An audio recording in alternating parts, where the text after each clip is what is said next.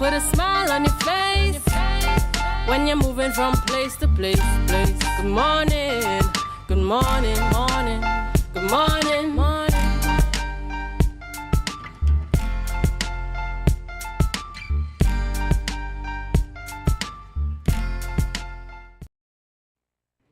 Good morning and welcome to the morning show on Tobago Updates Television. It is Monday 13th May 2024 and I am Adana Kombi. It is the day after Mother's Day, and if you didn't get any Mother's Day greetings, we're going to tell you happy belated Mother's Day. In fact, you should be celebrating Mother's Day every day. What can we do without our mothers? Who will we be without our mothers? How would we even enter this world without a mother? So I'm taking this time to say happy Mother's Day. I do hope that all the mothers across Tobago, Trinidad, wherever you're viewing us from, once you celebrated, that you had a wonderful day yesterday, that you were able to create some beautiful memories with your family and your friends and your loved ones, and that you indeed had some time to relax and just to enjoy the day. And just to show appreciation for the fact that, listen, I am a mother. Even if you're not a biological mother, that you mother somebody, and what a time it was to celebrate indeed, a time to give God thanks, a time to relax, and a time to enjoy all the love and the celebration.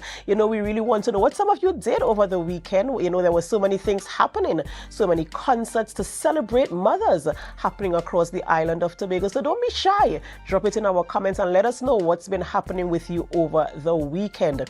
All right, before we get into our program this morning, we're going to go over to the news in 90 seconds. News in 90 seconds is brought to you by Standards, never beaten on quality and prices. Thank you, Adana. Here is your news in 90 seconds for Monday, 13th May 2024. Senior Superintendent Richard Smith, head of the Police North Central Division, expressed concerns over the public disclosure of information regarding a major investigation into illegal CCTV cameras. The revelation made cited an internal police memo hindering efforts to apprehend the criminals involved. Smith confirmed the unauthorized placements of cameras on Electricity Commission poles in specific areas, but criticized the disclosure of sensitive details to the media. He dismissed claims by opposition MP Saddam Hussein about a monitoring hub in St. Joseph, emphasizing his familiarity with activities in his division. Hussein called for a comprehensive investigation into the issue, highlighting its significance for national security. Up next, the Caribbean Women in Leadership Trinidad and Tobago National Chapter recently elected a new executive committee for the term 2024 to 2026. The newly elected members include Joel Green George as chairperson, Tamiko Moore as vice chairperson, Latifa Holder as secretary and coordinator, Daniel Hector as treasurer, and Shalaz Belgrove as public relations officer. Chairperson Joel Green emphasized the chapter's goal of surpassing the 30% benchmark for women's representation in leadership role, citing Trinidad and Tobago's progress in this area. She highlighted global statistics on gender disparity and the economic benefits of gender disparity. And finally, members of Parliament for Barataria San Juan, Saddam Hussein, speaking at the UNC press conference yesterday, urged the public servants not to succumb to the government's bullying tactics. He referenced an ongoing issue involving the Finance Ministry and the Auditor General, stemming from a $2.6 billion understatement in fiscal revenue for 2023. Hussein criticized the investigation into the matter, questioning its effectiveness. He emphasized the importance of determining if public accounts were backdated, suggesting political fraud and misconduct charges.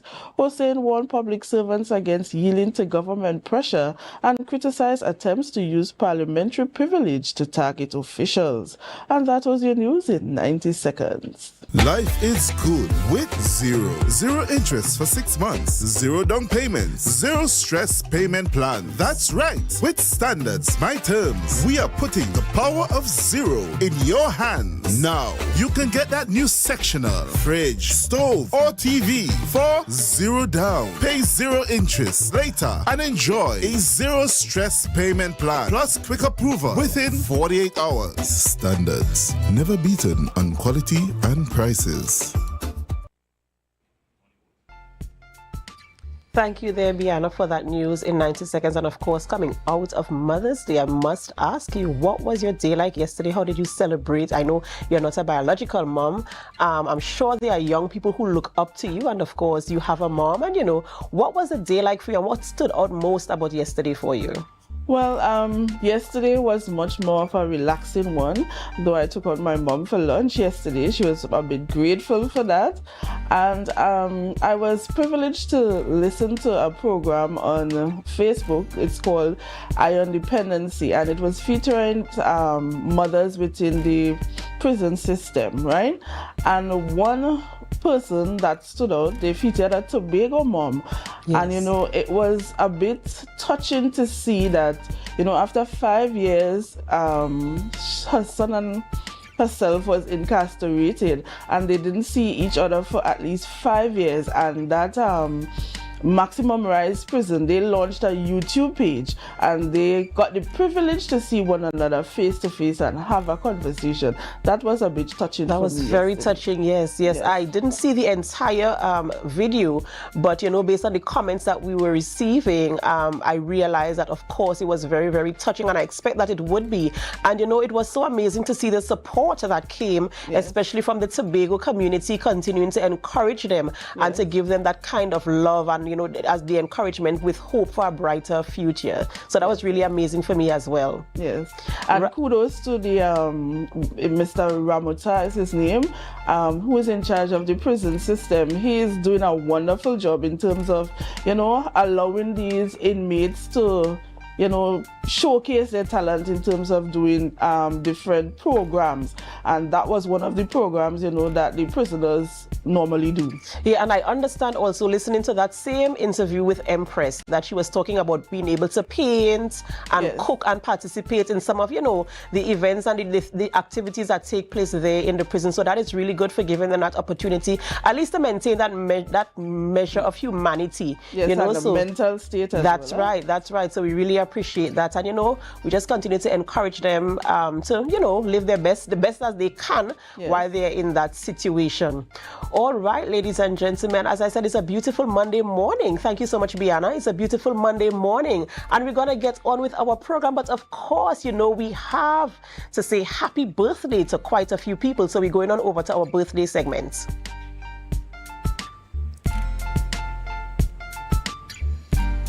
And on screen and celebrating a birthday, this is a belated birthday, and a lady in pink this morning, a bright fuchsia pink. We're speaking about Dr. Denise Sawyerfat Anga. She celebrated a birthday yesterday, so it would have been a double celebration for her yesterday, both Mother's Day and her birthday. Happy belated birthday to you. We do hope that you enjoyed your birthday weekend and you continue to celebrate as the week progresses. Happy birthday.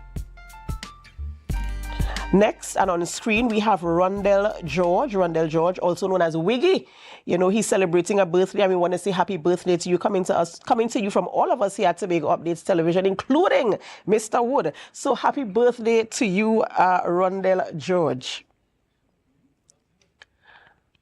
Next is Anroy Utley. Anroy Utley celebrating a birthday today. We want to wish you a happy birthday, Anroy. We pray God's blessings upon your life and that you do enjoy your birthday. Enjoy the entire week, for that matter. Have a good time and God bless you. This one is a belated birthday as well. Oswald George. If you know this name, this is the husband of our very own Rhea Richardson George. Celebrating there on Saturday, and we want to say happy belated birthday to you, coming from your wife Rhea, yes, and your children with love. And from all of us here at Tobago Updates Television as well, we do want to wish you the very best, and we hope the celebration continues for the rest of the week. Happy birthday, Oswald. And last but definitely not least, my very own friend, Edward Ted Jones. He's celebrating a birthday today, and we do want to wish you a very, very happy birthday, Ted. And we pray God's blessings upon your life. We pray that you do enjoy your birthday and you celebrate the goodness of God upon your life. So happy birthday to you as well.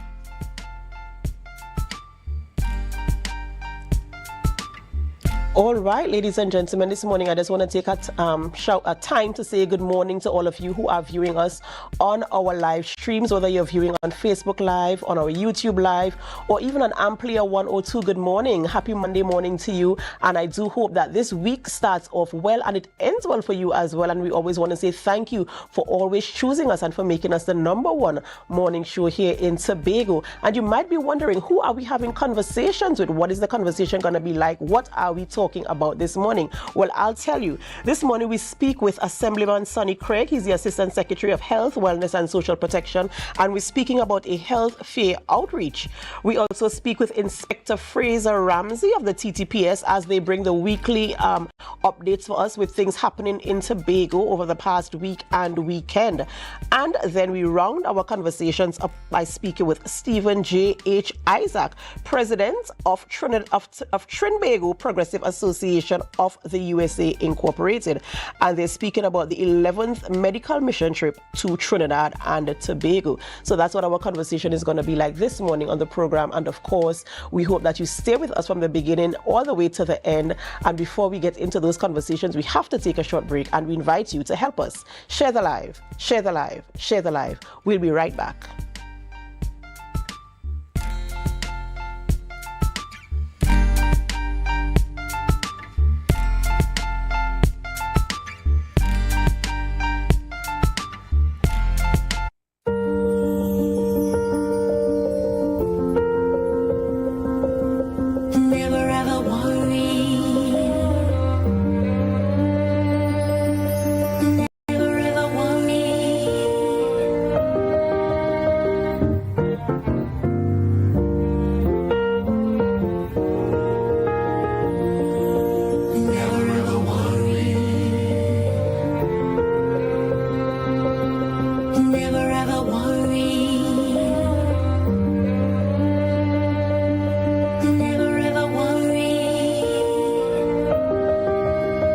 For the many stages of your life, Tata Life.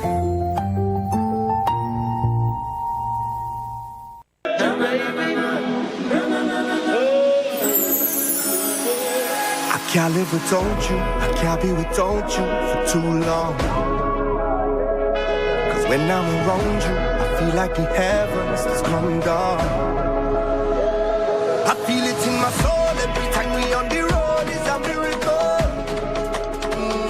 A million strong come together. Tobago Glass Supplies has been a leading name for over 37 years in the glass and aluminum market in Tobago. We provide an extensive range of high-quality, innovative aluminum and glass products for commercial and residential use. Competitive prices with superior and professional services by committed employees who are guided by rigid quality standards. Tobago Glass Supplies specializes in the manufacture and installation of glass and aluminum products that are essential to today's homeowners and the business environment. We are engaged in marketing, sales, and installation of a variety of products. These ranges from windows and doors to necessities such as mirrors for homes and vehicles, designed and manufactured in-house or imported.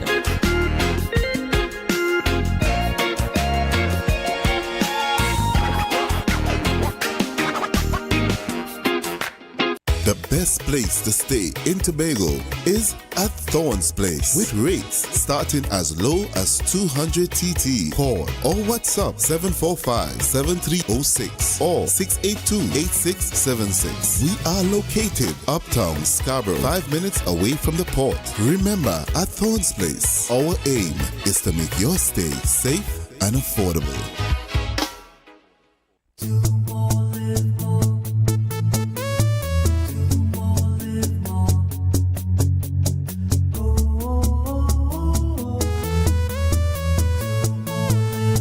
This is how it's gonna go. They better look up below, 'cause this is your show, and everybody's gonna know. Say it to them once again. They better look up below. This is your show, and everybody's gonna know. That's how it's going.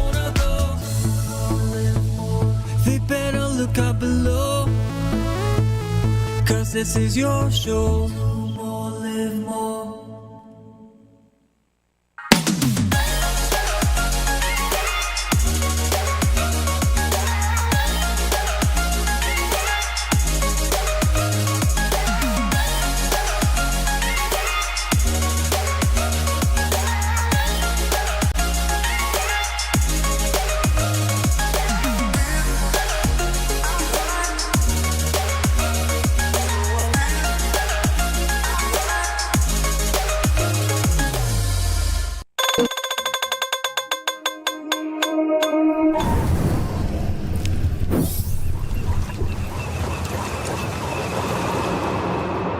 No place like home, home, home. Oh, I love Tobago, baby.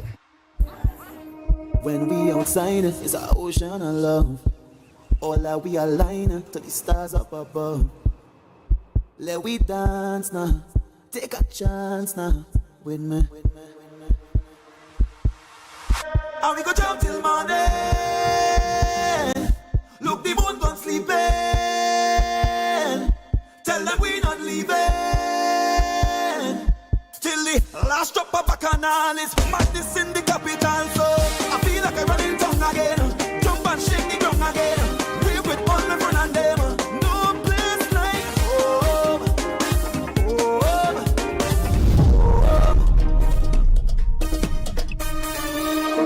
We go jump till the moon come down.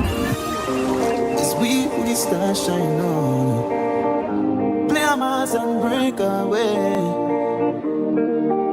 Freedom in with DNA.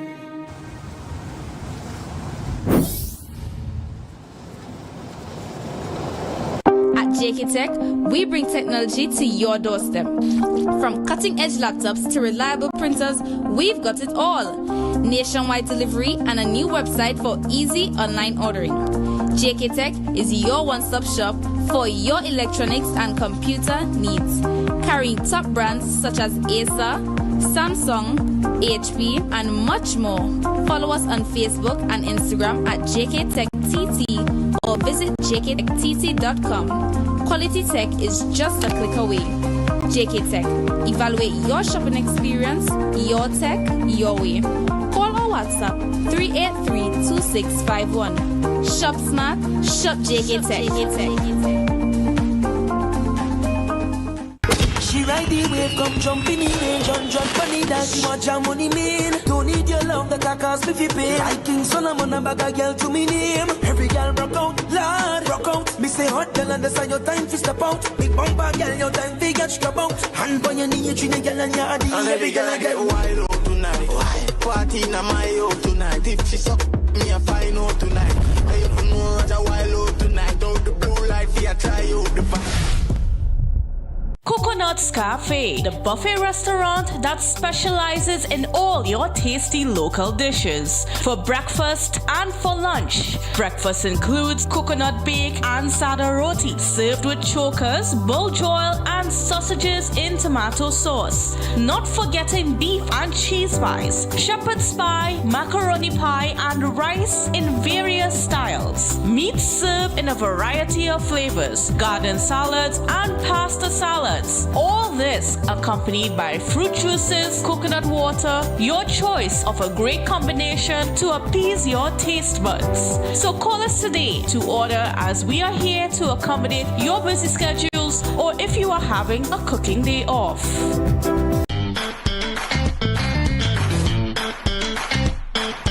Need a fresh start? Upgrade your life with the things you want. At Standard Distributors in Canaan, life is good with zero. Get that amazing fridge, the stylish sofa with zero down and easy financing. Your dream house is within reach. Visit Standard Distributors today. Life is good with zero. Deltec Distributors Weekend Special. Wings Friday, 3 pounds wings, 2.5 kilogram fries. Special 100 TT. Soup Saturday, 2 pounds cube beef, 2 pounds cow heel, 2 pounds chicken foot, 2 pounds pigtail, or smoked bone. Special $150. Super Sunday, 3 pounds leg and thigh chicken, 3 pounds sliced pork, 3 pounds lamb slice, 3 pounds cheese, 2 pack of pasta. Special $250. Located Main Road, Argyle, Tobago. We deliver 20 TT. Contact us on deltecdistributors.com 395-5040 or 237-0102. Deltec Distributors Weekend Special.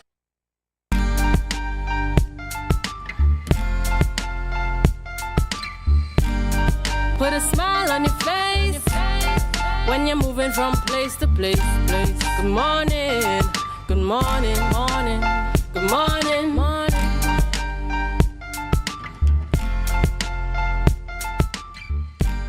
Welcome back to the morning show on Tobago Updates Television. It's now 7:18 a.m. and we start off our conversations this morning with guests in studio. We're speaking with Assemblyman Sonny Craig. He's the Assistant Secretary in the Division of Health, Wellness and Social Protection. We also speak with Claire Patterson. She's a hospital administrator and also the Treasurer of the ACP Community Services. We also speak with Dr. Stephen Wells. He is a foot and ankle surgeon and a diabetic specialist. In fact, he goes by the name Foot Whisperer, just in case. That's just one little humor there.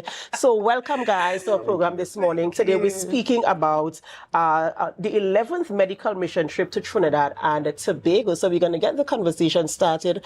First and foremost, we want to know, what is the medical mission and outreach trip? What is this mission about, the ACP? What is it about? So thank you for having us, and good morning, Tobago.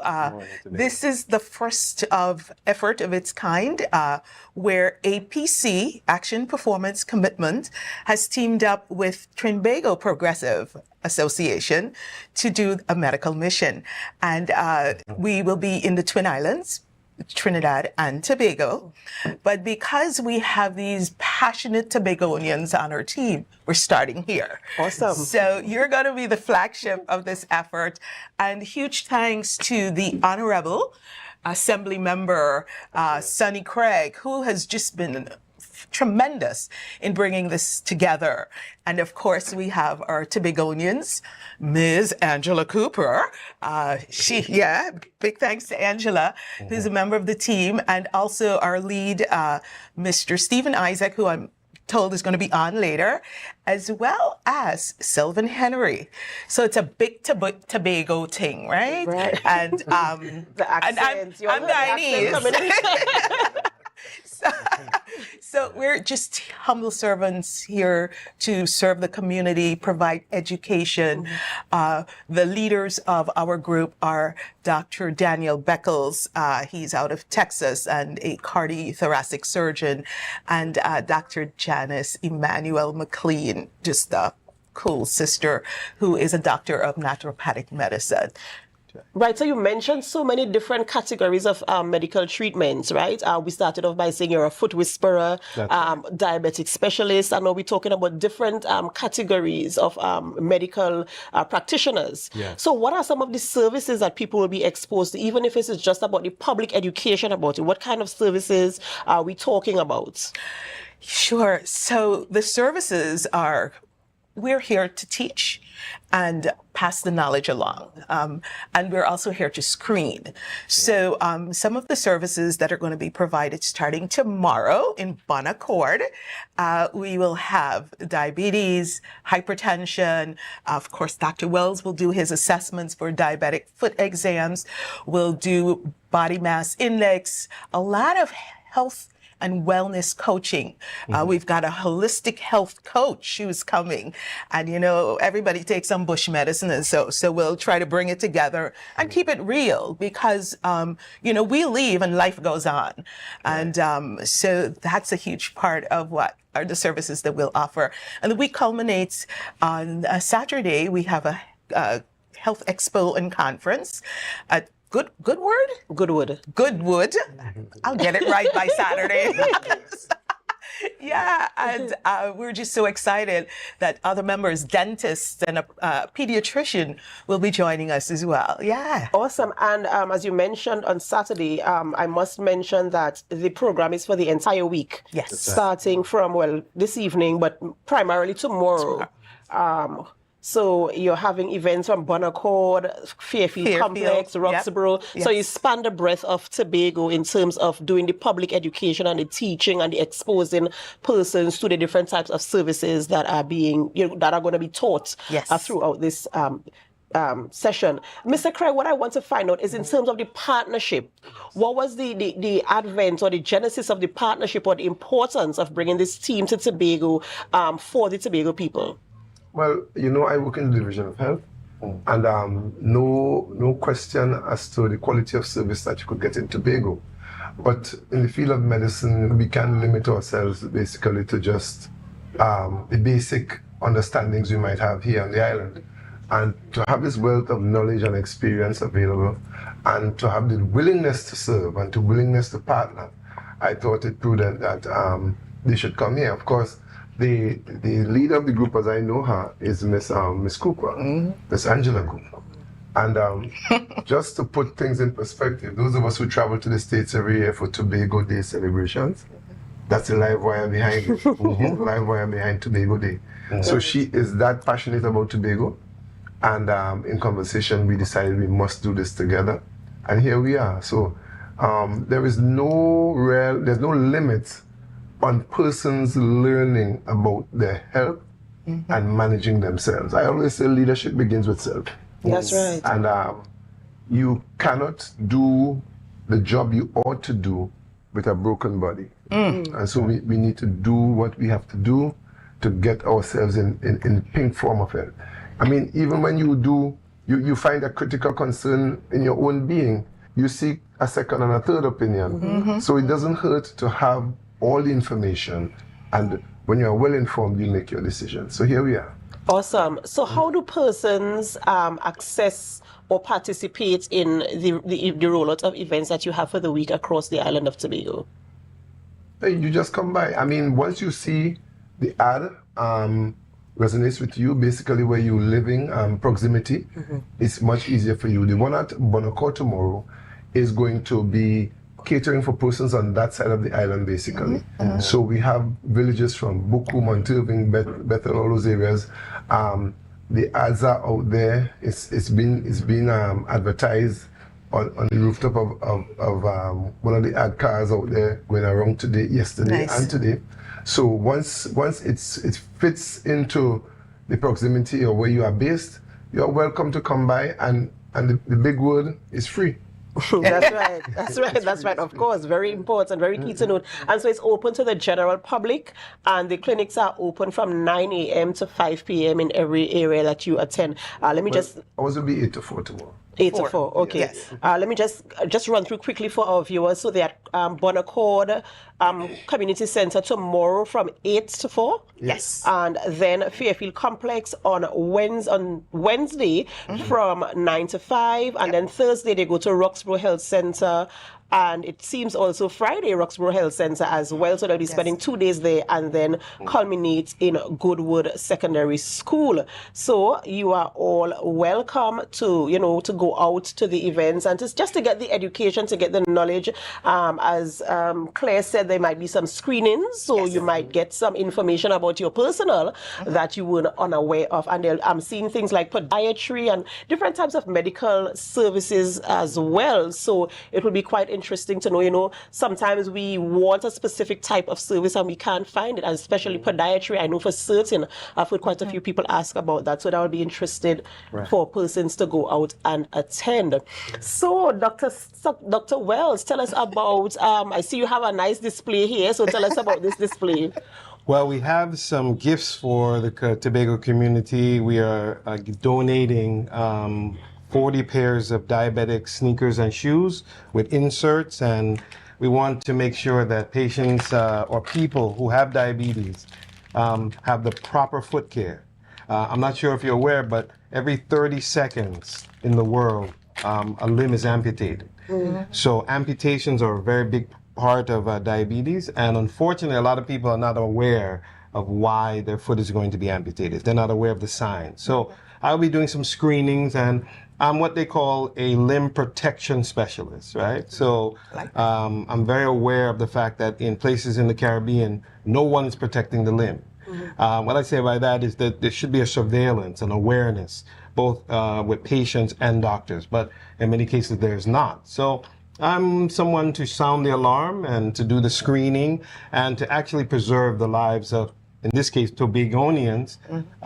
By the way, just so I want to say a shout out to my medical assistant for many years who was from Tobago. I've eaten some of the best food from Tobago all my life. And when I first came to Tobago, and this is my second trip, I was amazed that I had the privilege of learning about Tobago before I came to Tobago. So I have a debt to pay to Tobago. So I'm coming to make sure every person in Tobago has diabetes, their foot is good, and they won't lose their limb if I can help. And if you lost your limb, we are working to have a prosthetic specialist to make sure we replace the limb, so that we can restore the dignity and the power of what Tobago is to the world. That's my goal. Right, and you're talking about limb protection. Sometimes these are some terms that might be unfamiliar to people in this part of the world. How do you, without, going too much into details, but just like the general basics, how do you protect your limb? Or what are some of the things you will do to preserve your limb before it goes into that state of needing to be protected? Well, one of the biggest issues is circulation, right? So as you know, when you're a diabetic, your circulation is compromised pretty soon after you are diagnosed. And in many cases, people have been may have had diabetes many years before they're diagnosed. So the circulation is one area. The other area is a loss of nerve function, right? So these two areas together, when they come together, can compromise the function of the limb. And if you're a smoker on top of that, you now have increased your chances of losing your limb by an astronomical number. And then if you add to that the fact that you're inactive, right, and you have high cholesterol, and you have hypertension, which are very common diagnoses with diabetics, you are now in a zone, I call a zone of no protection, right? So these things have to be assessed. They have to be, patients have to be educated, and ultimately people have to be aware that they can have their limb preserved, because there's no reason for a person to lose their limb when you have a situation like diabetes. It's prevented. It can be prevented, I should say. So my job is to really sound the alarm, do the surveillance, do the screening, and hopefully to teach other doctors. I'm so glad for this gentleman here, because we want to not only come and try to be a hero, but we want to train others to be heroes, so that now we preserve the life. By the way, it's not only limb protection, it's life protection. Because when people lose their limbs, it accelerates their death.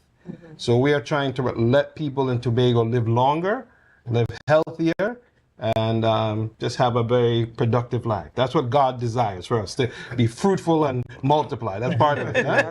That's right. And based on what you're saying as well, it's also behavioral changes. It is. Because if you know that you are diabetic, there are some things that you should do and some things you shouldn't do. And you spoke earlier about the foods. Yes. And Tobago food is something that we have to try to look at when we're, in that position where we are diabetic. We have to be able to consume foods that are healthy for our body. Isn't that right? Right.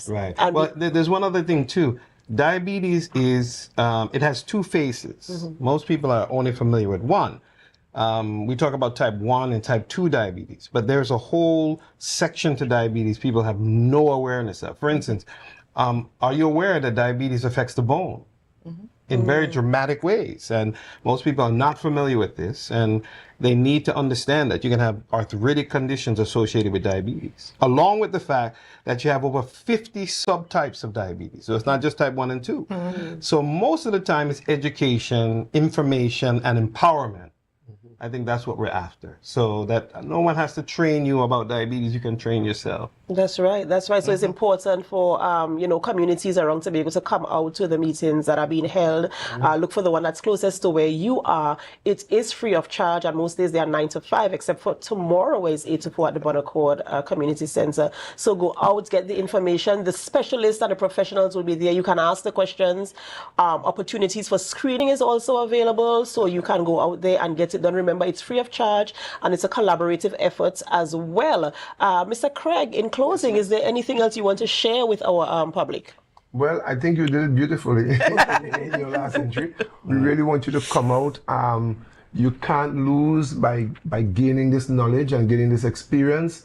You must admit that medical practitioners who work in the bigger countries would have that wider scope, and whatever they bring to the table could be appreciated. So I want to thank them for coming by and for doing the partnership. Tobago Updates, as always, we thank you for facilitating us, and we hope and pray that everything works out beautifully for the next week or so.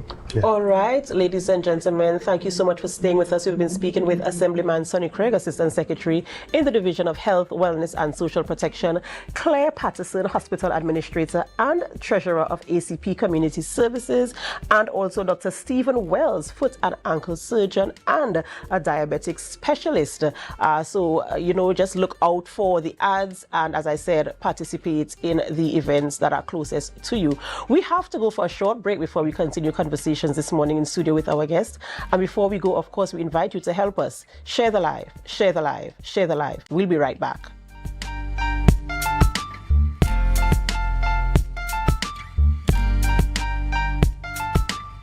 You can now get whatever you need whenever you need it anywhere in Tobago with Tapago. Your meals, medication, groceries, and shopping all delivered directly to you. No more hassle, no more stress. Get the Tapago app today on Google Play or Apple App Store. That's TAPPOGO, and let us deliver to you. Check our website at www.tapogo.app or call the experts at 494-TOGO and 484-4746. Tapago. Relax. We will get it to you. Tapago's at your service.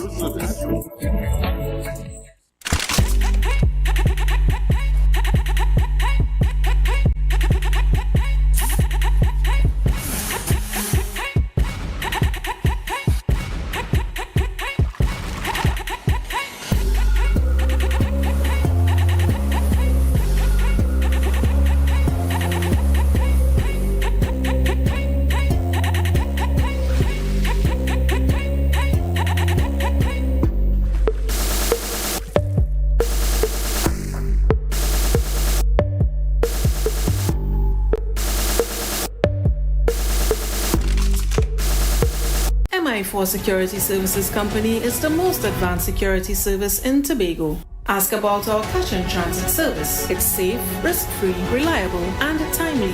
We provide safe banking delivery for all business types and sizes with highly trained staff, 24/7 monitoring, coordinated emergency response, and a well-maintained fleet of armored vehicles. Contact us at 660-7723 or visit our website at www.mi4securitytt.com to sign up today.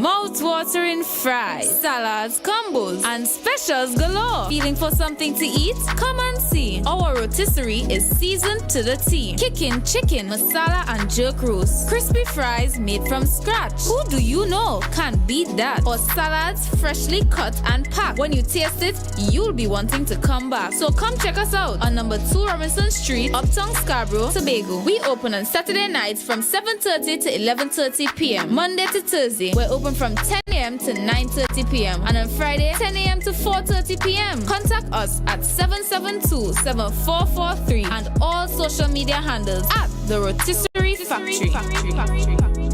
It's a different type of thing down there. And we party till we drop down there. With a lot of pretty girls down there. Down in Tobago. The best place to stay in Tobago is at Thorns Place with rates starting as low as 200 TT. Call or WhatsApp 745-7306 or 682-8676. We are located uptown Scarborough, 5 minutes away from the port. Remember, at Thorns Place, our aim is to make your stay safe and affordable. But this place so boring enough. We don't even do nothing. Let me go somewhere now. I really want some new things, yes? Then look no further. Portmore is the place for you. Oh, really? Yes, you can have anything that your heart desires. Take a look for yourselves. A world of endless opportunities. Feeling hungry? Go get something to eat. Books and stationeries, games, and much more. Portmore, the island's beat.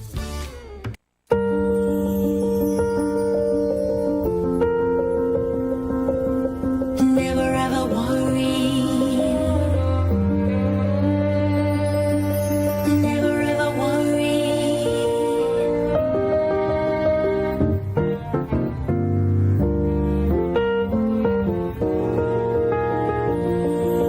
Never ever worry. Never ever worry. Never ever worry. For the many stages of your life, Tata Life.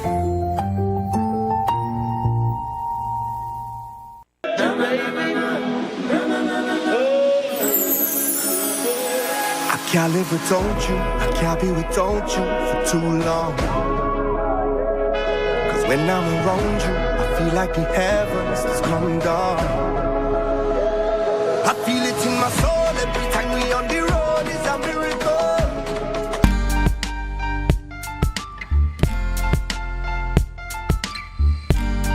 Put a smile on your face when you're moving from place to place. Good morning, good morning, morning, good morning, morning.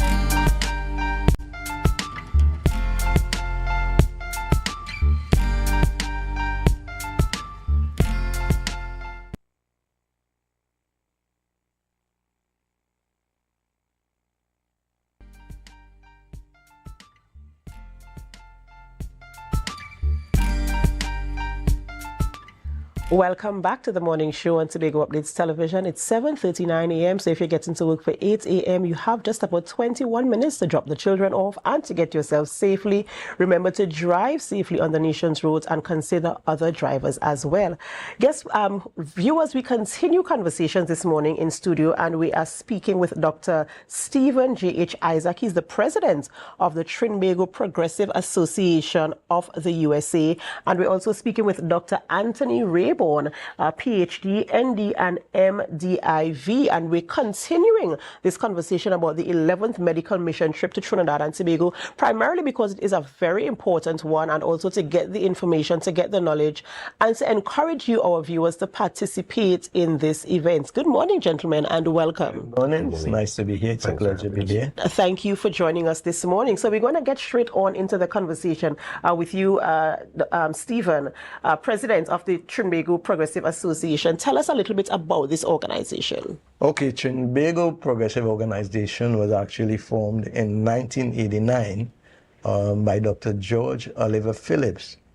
Got not-for-profit status in 1990 and December of 1990, which means that the organization is approaching 35 years as an organization in the United States of America. Right. And what type of partnerships have you done over the period? Well, we've done a lot of partnerships, even though this is the first medical mission trip with APC, but we've done a lot of partnerships with APC in New York area. We were talking about having Caribbean health summits and other events like that, health fairs and, things of that nature, as two separate organizations in one sense, but because of the fact that I'm on the board of directors with APC, then I'm pretty much always interested in having the two organizations work together. But lately, after the pandemic, we've really come together because we've had several events. We had a concert on December 10th, a huge concert for fundraising to be able to come into here. We also had a gala, and that gala is considered as the biggest thing that ever happened in the New York area. That was on the 14th of April, where we gave 12 awards. And Dr. Tobias, proud to talk about this, a native of Tobago, he was actually given the keys to New York. He got a lifetime award, and it was just an amazing ceremony with the Consul General of Trinidad and Tobago present, and many people were just there. Again, that was to help us raise funds. Of course, and absolutely amazing. And how important is it for you to bring this this fear and this awareness to the Tobago space at a time like this? Well, we were on a roll actually coming in on a regular basis until Mr. Pandemic stepped in and decided that you guys can't go anywhere. So this is actually the very first event in terms of mission trip that we would be doing after the pandemic. But it's not the first in terms of, you know, giving let's say, supplies and all that, because last year in May, I was able to send some items to the Scarborough SDA Primary School. Quite a lot of items, hospital beds for the sick bay, wheelchairs, walkers, canes, encyclopedias, and the list goes on. And this was actually cleared on the 31st of May, in time for me to leave on the 1st of June with these people in a very happy mood as a result of these things that were actually given. So, Dr. Rayburn, what is your role in this whole collaboration and in this whole health fair that is going to be rolled out in Tobago for this week? Well, I think my role is varied. I call myself a naturopathic organizational psychologist. I combine my two areas of expertise. And so I will be giving lectures and seminars to the individuals. I may also be, along with my wife, who is a naturopathic doctor from the United States, we would be talking with patients and trying to give advice. So we both run our Heal Lifestyle Academy in the United States. We try to educate people of how to live. It's one thing to tell you, do this, but we are there with you as a coach throughout the time you're with us to get better health. So we cover both wellness and health. Health is to keep you healthy, wellness to bring you back to health.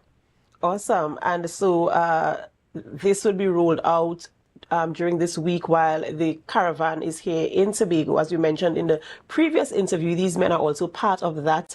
And of course, talking about the importance of maintaining good health. And why is it important? I mean, I know sometimes we take a lot of things for granted and we live each day as it comes, but why is it important at this point in time, especially coming out of a pandemic, as you mentioned, to pay attention to our health and our wellness? Either. Okay, all right.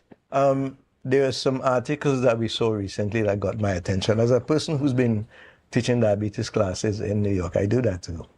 On a regular basis, presently, we have about 4 classes running. Dr. Janice McLean, who is the president of APC, we've been doing diabetes classes for the Department of Health. We've just done classes for Tobago by Zoom, had people graduating and all that type of stuff.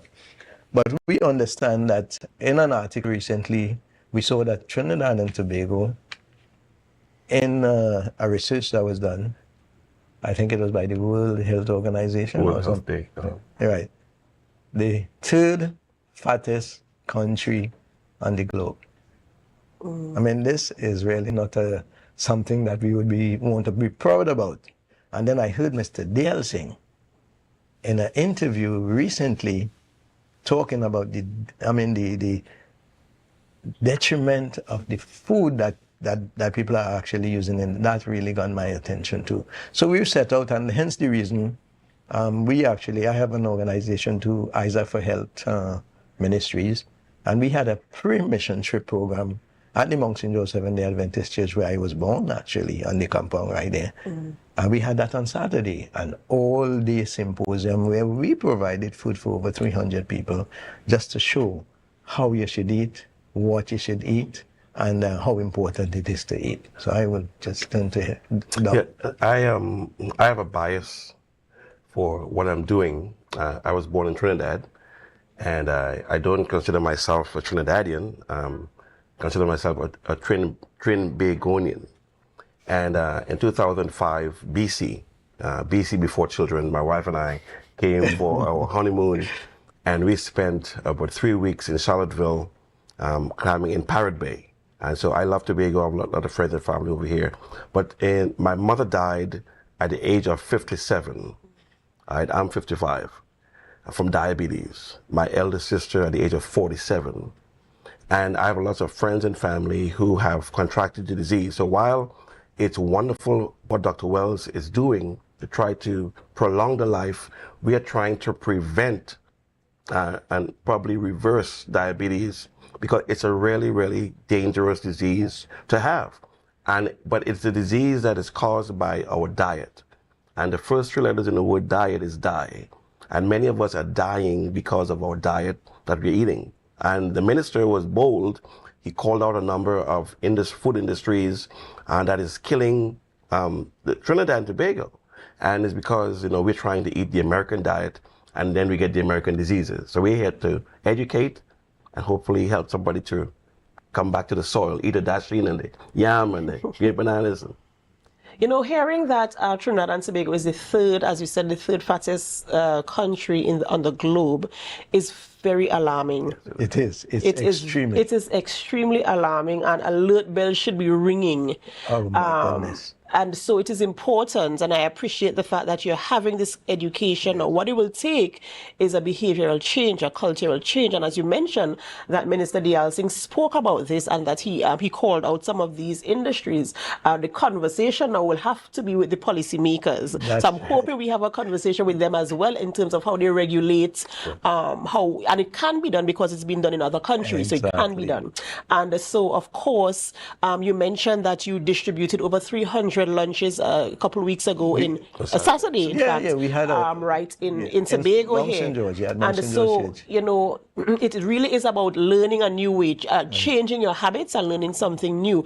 And it is very difficult sometimes to change your behavior, especially when it is what you were born into and how you grew up. So this is something that cannot only occur once a year. It can't just be an annual thing. It has to be continuous. And so are there any plans in terms of continuous, or have you had any discussions or any talks with any other agencies or anybody else that you can partner with to ensure that there's a continuous type of public education, maybe the Division of Health, so we can have continuous discussions and, of course, education about the way we should live, the way we should consume our foods, even our mobility in terms of exercising and going out for walks. Is there any conversation where that is concerned? Well, the actual conversation with Mount St. George started there. Because the idea behind us actually providing the food was to show exactly how it should be done. So I took the responsibility with the team to be able to do that. So we talk about it in the program, but at the table, we're not seeing any diabetes there calling our names, because it would not have been present. And we ensure that the way it should be done, that's how it must be done. You start with your salad. And I discovered over the years, and even in diabetes classes, when you ask people to do certain things as far as food is concerned, and you put the food actually on the plate with the salad, I could guarantee you that 99% of the people are going to go at the food. Right? So I insisted on there. I said, listen, I held by the food, put the salad. The folks were actually not very cooperative, some of them, with respect to that. They felt that everything should go together because you have the plate and the space there. But there are two good effects to that. First, you learn to do the right thing because the salad digests quickly, much faster than the food. So you actually have that done, and you avoid that combination of the food with the salad, and the salad fills you up. So then you don't have to eat like a glutton. We're trying to cut down on that size, that thing that we talked about there, the fattest. So it impacts on all of that, right? But as you said, it's baby steps, which I teach in the diabetes classes. You've got to do it baby steps. So we start by ensuring we get 30 minutes a day minimum, 5 days a week. That's 150 minutes. Lifestyle changes, like I said, baby steps, and gradually go from that stage into the stage where you will have a diet that will assist you to get away from the diabetes, because it's real. And Dr. Rayburn, how does this impact your standard of living, coming from your profession? Somebody who is living with diabetes or these types of diseases, aware that they have this, and sometimes the lifestyle changes are very difficult for them to just switch. Sometimes they might have to switch suddenly and aggressively. Some people can take the baby steps, as you mentioned. How does it affect their lives and the way they think and the way they behave, knowing that they have this disease from where you sit? Well, that's where the psychology part comes in, try to understand where people are. And many times, if somebody goes to a doctor and doctor says, listen, if you don't stop eating one of these chicken places, things, you will die within 5 months. I mean, that alone is a wake-up call to stop. Yet, because of there are 5 different tastes that the food industry uses to get us, right? You have salt, you have bitter, you have sweet, I forget the other one. But the main one they have is what they call umami. Not your mommy, but umami. It's a Japanese word. And the umami is a succulent taste in the food, especially in the meats. And you get addicted to it, especially pizza foods. And the brain is affected in the same way as putting crack cocaine on the brain. And you want more and more and more. And especially with the cheese, there's something called casomorphins, right? You get it with morphine, that nice feeling. And so you want to eat the pizza more because you're addicted like a drug addict to it. And so that's why we teach in our academy, this is how you need to eat, this is how you need to avoid this, and why. Once people know why and the effects of it, it now becomes a choice.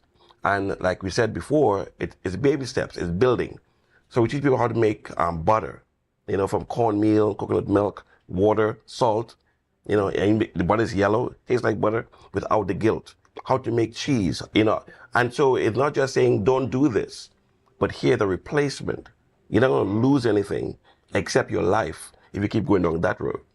I remember growing up, my grandmother, she used to make butter, as you mentioned it, and she used to make mayonnaise, and she used to make these things at home. Natural, right? But some people might challenge now that the way that we live is different to how my grandmother used to live back then, where things were a bit slower, and she was a homemaker. You find everybody's now into career, and so they want everything quickly at the snap of a finger.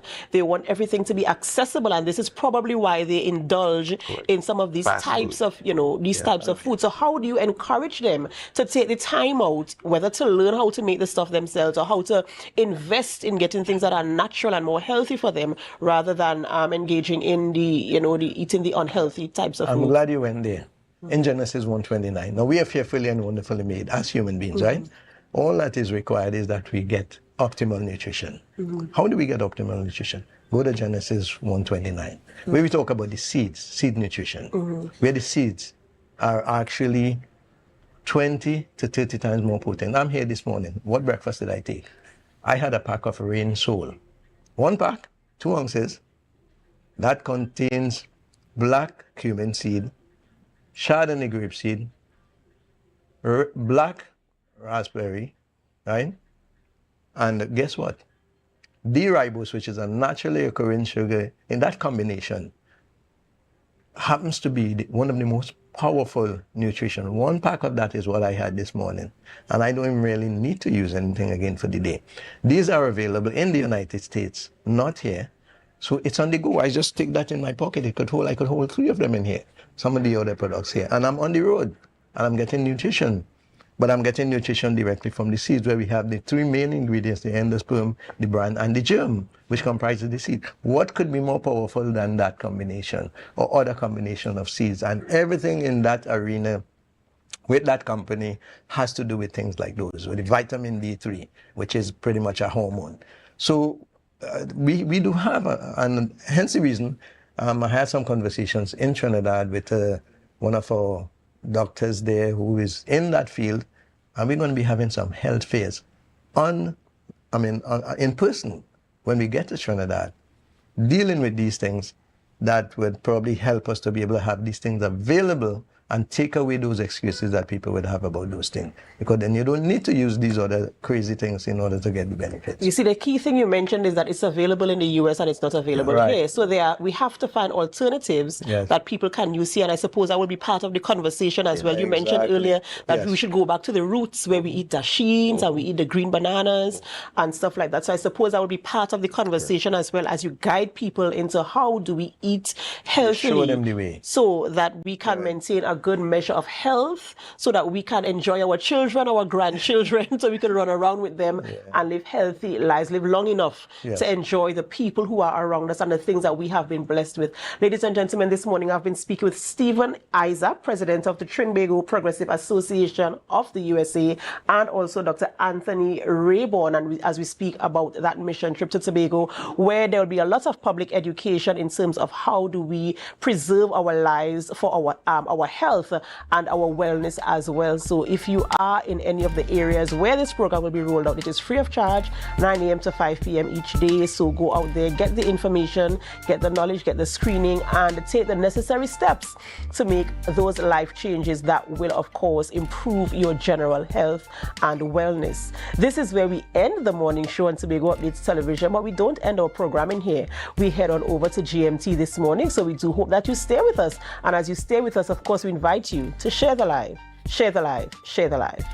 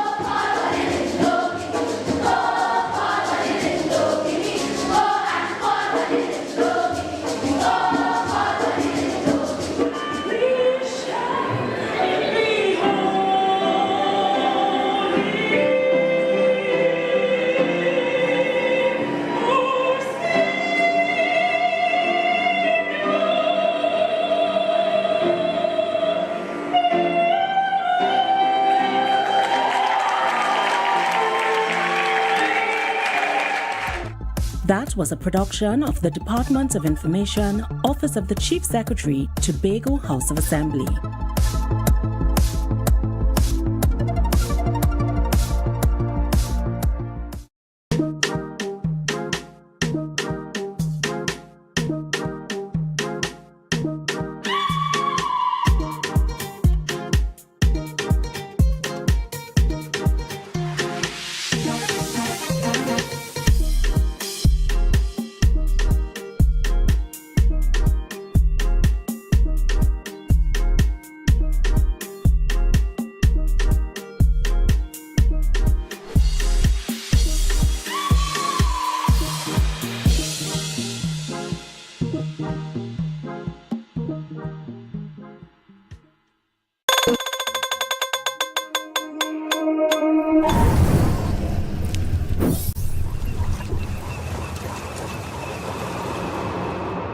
No place like home, home, home.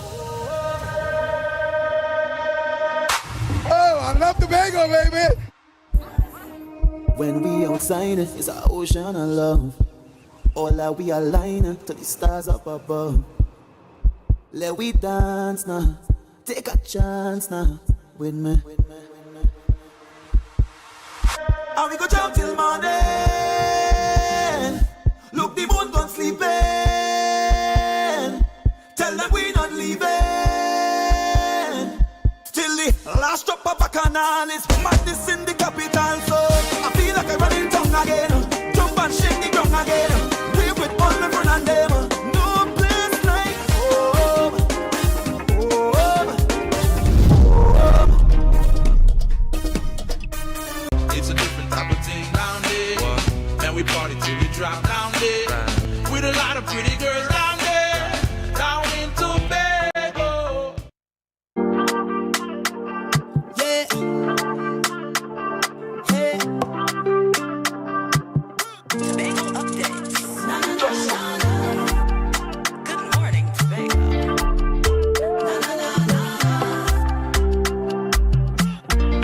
Let's go, go.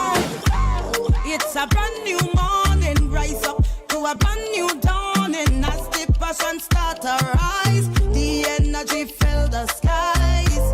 I say thanks for favor to wake up and hear me neighbor. 60,000 people strong, and the vibes is never wrong. We are beauty, we are Good morning, and welcome to Good Morning Tobago right here on Tobago Updates, guys. I am Chanel Felix. When you see me sitting here, it's because we're about to have those conversations that you want to have while I ask those questions that you want asked. But before we get into this morning's conversations, we're going to have our news in 90 seconds. News in 90 seconds is brought to you by Standards, never beaten on quality and prices. Members of Parliament for Barataria, San Juan, Saddam Hussein, speaking at a UNC press conference yesterday, urged public servants not to succumb to government's bullying tactics. He referenced an ongoing issue involving the finance minister and the auditor general, stemming from the $2.6 billion understated in fiscal revenue for 2023. Hussein criticized the investigation into the matter, questioning its effectiveness. He emphasized the importance of determining if public accounts were backdated, suggesting potential fraud and misconduct charges. Hussein warned public servants against yielding to the government's pressure and criticized attempts to use parliamentary privilege to target officials. Additionally, the Caribbean Women in Leadership Trinidad and Tobago National Chapter recently elected a new executive committee for the term 2024 to 2026.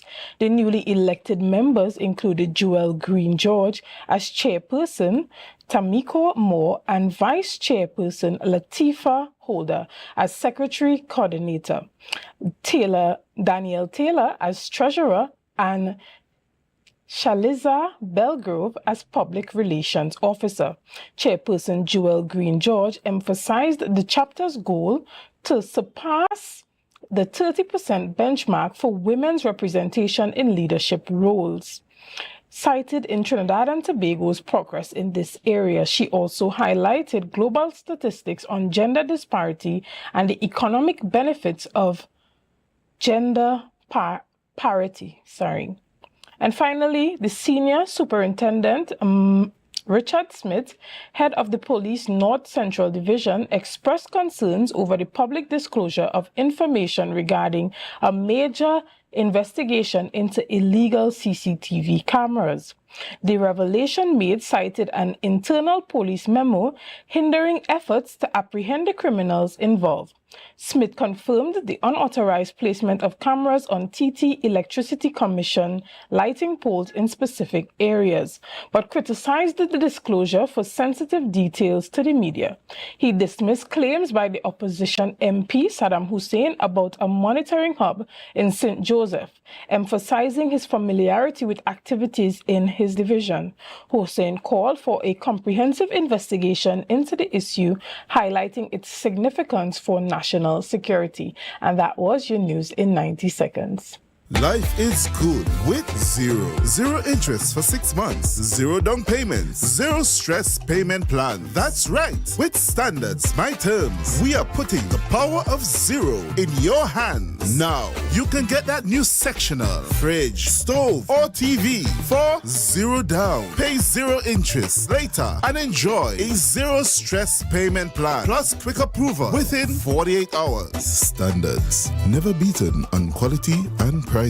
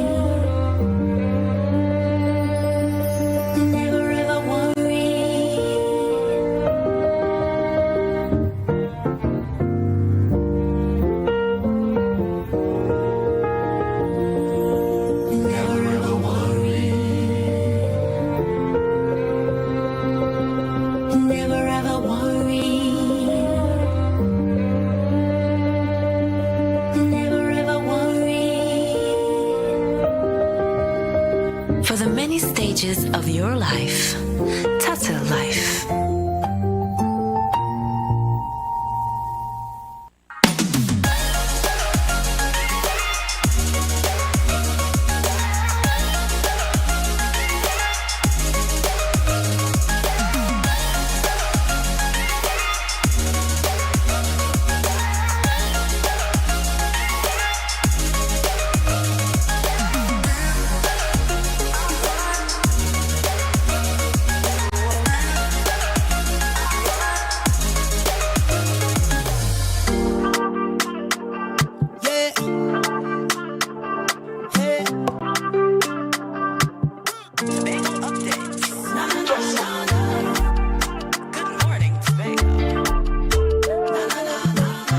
Welcome back to Good Morning Tobago right here on Tobago Updates. This morning we're talking about the state of the economy here on the island of Tobago.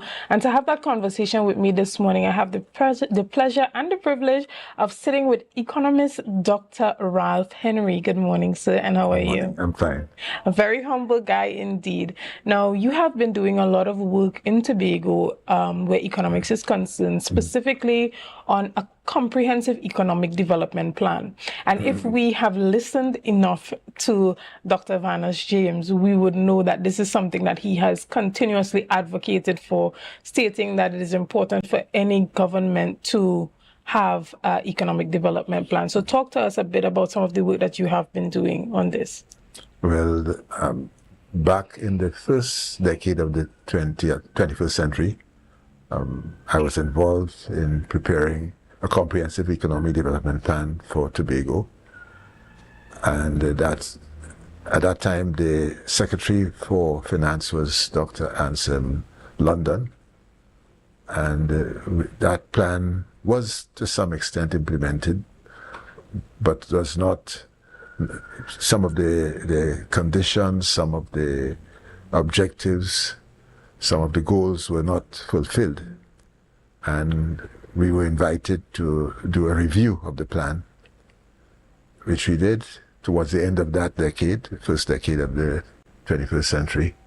And that led to our being contracted to do a second comprehensive economic development plan, which was supposed to run from about 2011 for about 5 years. And we named that second plan CDP 2.0, having regard to the fact that there was one before, and now there's another one, CDP 2.0, which again was partially implemented. And during the period of the last administration. And in my reading of the first major budget of the present administration, I detect what I define as CDP 3.0, insofar as some of the programs and policies that were proposed in the CDP 2.0 have been continued, and that's to the good of the country of Tobago, with some innovations and new programs and projects being proposed in the vision statement of the present administration in the budget speech of 2022-23. Yeah. Okay, and are you currently doing any work with the current administration? No. Okay. One of the questions that always comes up in relation to economics is, how does one identify the economic health of a country? Mm-hmm. And with that being said, do you think that Tobago currently has a healthy economy? Well, Tobago has its problems, and some of those problems continue from before. One is that you need a substantial level of investment. The health of a country depends on the level of investment. Economists focus on things like the GDP, the extent to which the GDP is growing, gross domestic product. It's a sort of offhand way of measuring progress. So if the GDP is growing and you see countries look at to what extent they're achieving over 3% rate of growth, and that is regarded as reasonable. Countries that have high rates of economic growth would be those that measure, you have 5% plus and 10% plus. And in the case of Guyana, they have over 50% rate of growth per annum. So that's regarded as a healthy rate of growth. But that does not speak to the issue of the distribution of that growth, to what extent the general population is benefiting. Because what you may have is some people benefiting tremendously, while others remain in poverty or stuck in the back lane. Right, and with all these economic development plans, whether it be 2.0, 3.0, or 4.0 that we might see coming later on this year, how much can Tobago truly achieve without autonomy? Well, it has achieved substantial growth without autonomy as defined by some people. Tobago is part of the state of Trinidad and Tobago, and to the extent that the country is growing, Tobago does benefit from that growth. For example, there's the Dispute Resolution Committee guidelines that suggests or proposes that the government of Trinidad and Tobago in its budget should allocate at least 4.03% of its fiscal allocation, its revenue, to Tobago.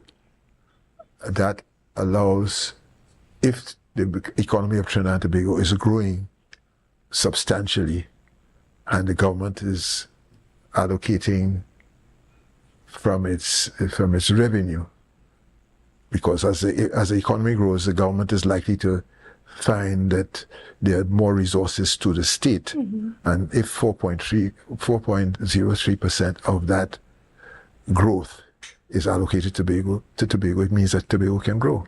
All right, even without autonomy as being defined by the politicians. And in my recollection, that the previous administration was also concerned about greater autonomy and also having a greater share of that revenue. So I don't think we have ever achieved, Tobago has never achieved the upper limit of 6.9 or 6.8. So that there's within that, if it got a larger increase in the allocation, it means that there are more resources to grow the economy of Tobago, and its growth will depend on the level of investment that is made from that allocation. Right, and when we look at the investment into Tobago's economy, we're not talking only from the central government level, but also from private investors. Exactly. The type of growth that we want to see in the Tobago economy would come from that sector. What do you suggest the current administration do to continue to engage the private sector locally and internationally to invest in Tobago's economy? Well, there is a statement in the two budgets that they have read about promoting private investment.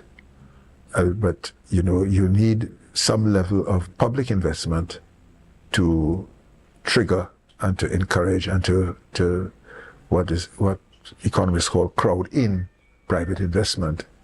And there's mention of the diaspora being as a source of private investment. There are recommendations to encourage foreign investment, that is, investment by foreigners in the economy.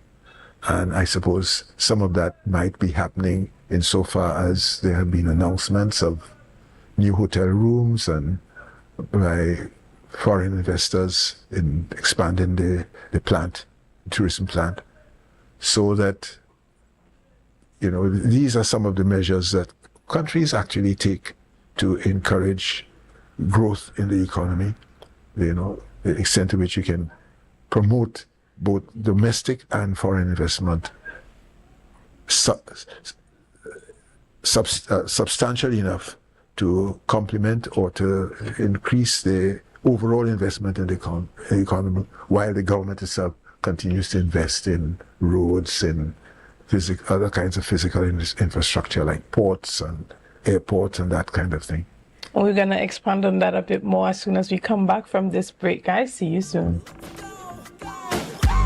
It's a brand new morning, rise up to a brand new dawning. Deltec Distributors Weekend Special Wings Friday. 3 pounds wings, 2.5 kilogram fries. Special 100 TT Soup Saturday. 2 pounds cube beef, 2 pounds cow heel, 2 pounds chicken foot, 2 pounds pigtail, or smoked bone. Special $150. Super Sunday. 3 pounds leg and thigh chicken, 3 pounds sliced pork, 3 pounds lamb slice, 3 pounds cheese, 2 pack of pasta. Special $250. Located Main Road, Argyle, Tobago. We deliver 20 TT. Contact us on deltecdistributors.com 395-5040 or 237-0102. Deltec Distributors Weekend Special.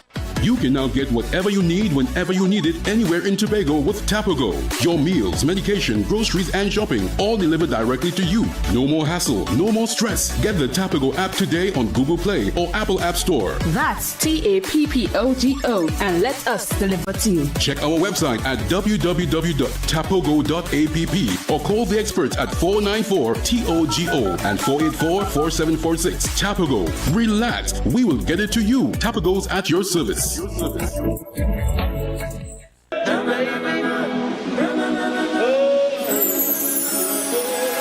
can't live without you, I can't be without you for too long. Cause when I'm around you, I feel like the heavens is coming down. I feel it in my soul every time we on the road, it's a miracle. A million strong come together.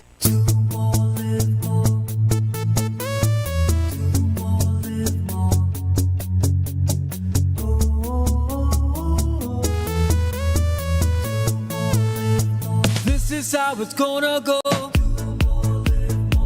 They better look up below, 'cause this is your show, and everybody's gonna know. Say it to them once again. They better look up below. This is your show, and everybody's gonna know. That's how it's gonna go. They better look up below, 'cause this is your show. More, live more.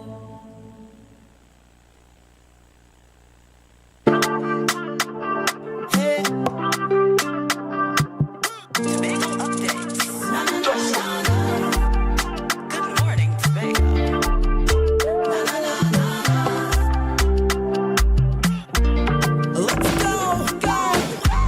It's a brand new. Welcome back to Good Morning Tobago on Tobago Updates. We have been speaking about the state of the Tobago's economy, and to have this conversation this morning, I have been speaking with Dr. Ralph Henry. Welcome back.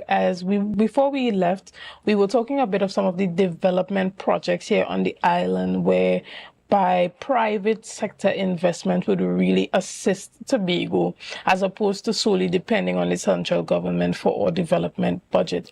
And in your time of creating the Comprehensive Economic Development Plan, talks about implementing a new deep water harbor port for Scarborough. Mm-hmm. It has existed since then. Yeah. And we see that the Secretary for Infrastructure, Mr. Trevor James, he came with a new plan for Scarborough, which also included a new port area. Talk to us about how long this conversation has been had and how long you think it would take to truly implement something of this magnitude. Well, I'm not an engineer, but my sense of it, it's you're looking at least 2 to 3 years, assuming that you've identified exactly where the port will be.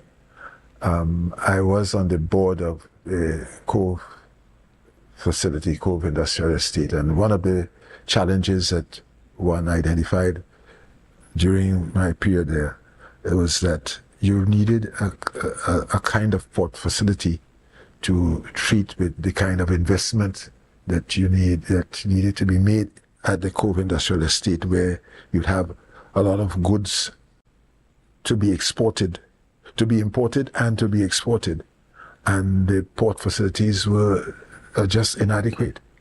The discussion then focused on a floating dock.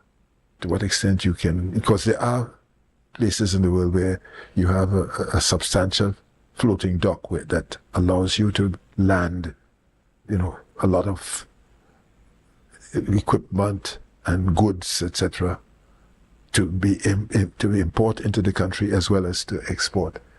And so that was reviewed, and nothing ever came of it, actually, because to do the port in Scarborough, it's a major investment in terms of the nature of the conditions, in terms of having to mine and to get into a level of depth such that you can have really huge vessels coming into the port. So do you recommend that this administration... I'm not an engineer. Right. Maybe seeking international partnerships for places who have done it and has done it well. Yeah. So maybe come to Tobago and assist with the assessments and the engineering. Well, I imagine that is being done if they have decided that Scarborough will be the port.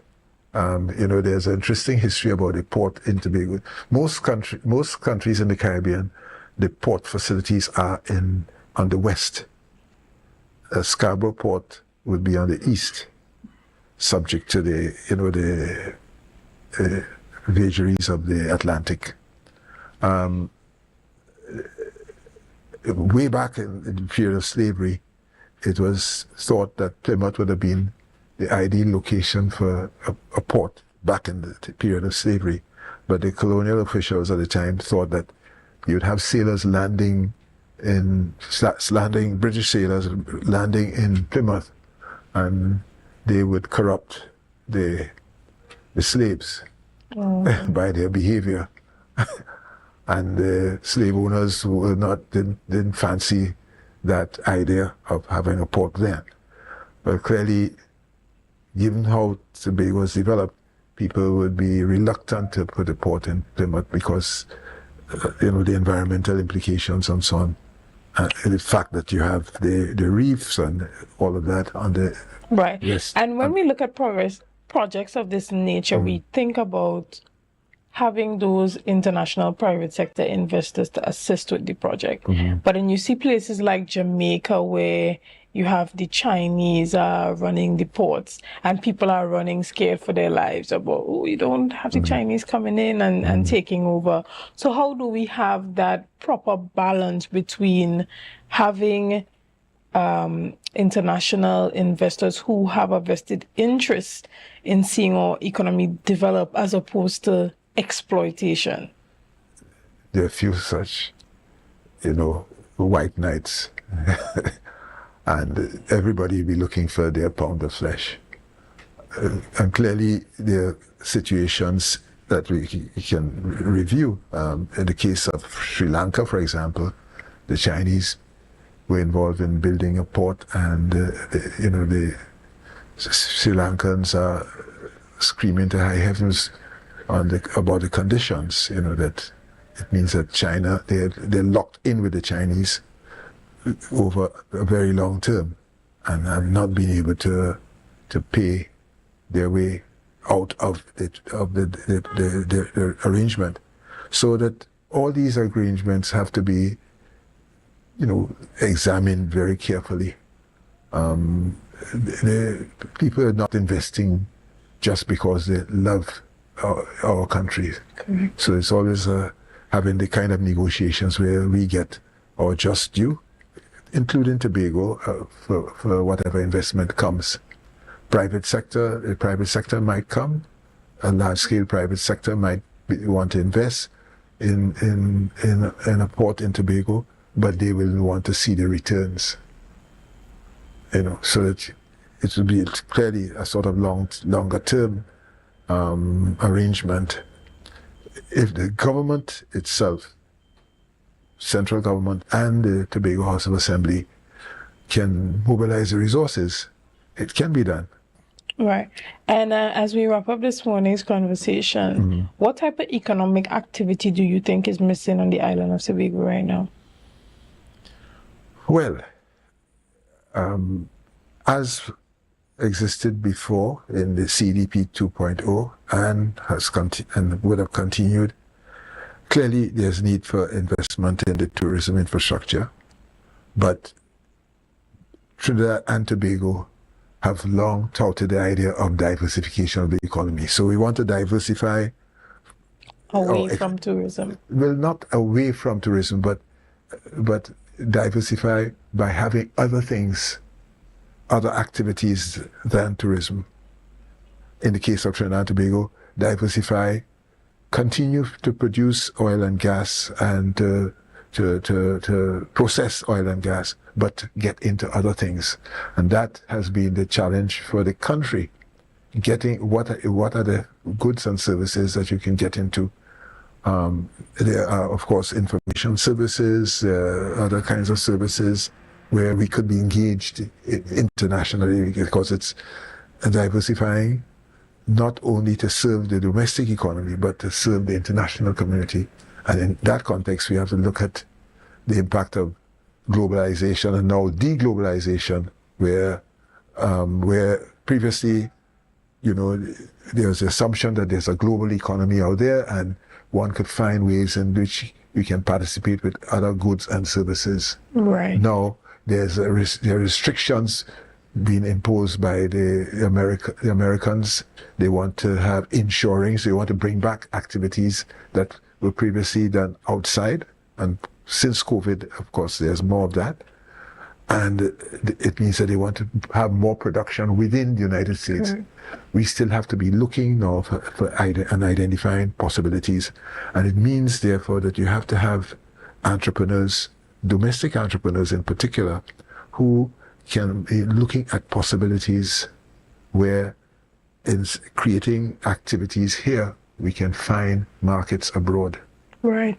And we can diversify to the European markets, the UK, not just the US. I think people, when they think about export, the first thing that comes to mind is the United States, but we also have within the Caribbean region here other countries that can and do depend on stuff that we produce here in Trinidad and Tobago. Yes, but the Caribbean at best is a market of about 6 to 8 million. We need to look at wider markets, and it's not impossible. So we have to look at the world and identify niches where there's something or some things that we can produce, and as well services that we can provide to the rest of the world. And you see it in some of the East European countries that, just recently I noticed that there's an accounting firm in Bulgaria that identified that it could provide services to an institution in Trinidad. We have to be as nimble as such people, identifying possibilities where through the services that we can organize here, we can reach other clients elsewhere in the world. And finally, from a policy level, what can be done to ensure that we are pushing our people in that direction? Well, it's creating opportunities through education, upgrading the workforce, and creating an entrepreneurial class which goes beyond the existing entrepreneurs. There's a notion in Trinidad and Tobago that entrepreneurship is only evident among certain groups of people. We have to widen that and help Tobagonians and Trinidadians, of course, of all descriptions, to see that they, as from the time you're born, you are in competition with people being born elsewhere in the world. And that notion that you have to earn your keep, not only in the space here, but in that wider world. As a global citizen. As a global citizen.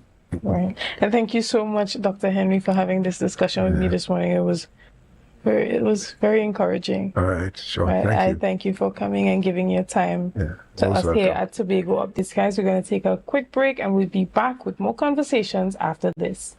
Most welcome. It's a brand new morning, rise up to a brand new dawning as the passion start to rise.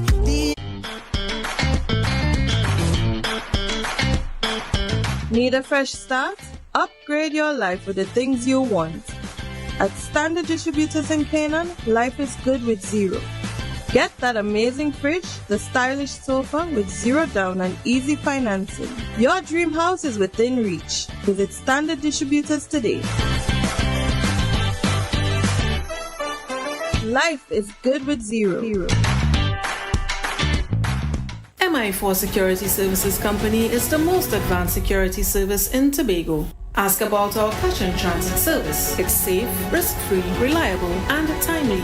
We provide safe banking delivery for all business types and sizes with highly trained staff, 24/7 monitoring, coordinated emergency response, and a well-maintained fleet of armored vehicles. Contact us at 660-7723 or visit our website at www.mi4securitytt.com to sign up today.